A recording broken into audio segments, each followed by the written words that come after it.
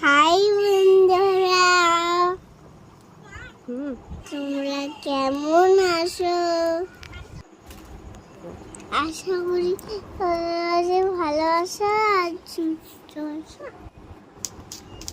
বাইরে কি ভীষণ রোদ আর কি গরম। এই দেখো আমাদের লেবু গাছ। বাড়িতে যখন লেবু গাছ আসে তখন আর অপেক্ষা কিসে, চলো তাহলে বানিয়ে ফেলি এক গ্লাস লেবু শরবত। তোমরা দেখতে থাকো আমরা কেমন করে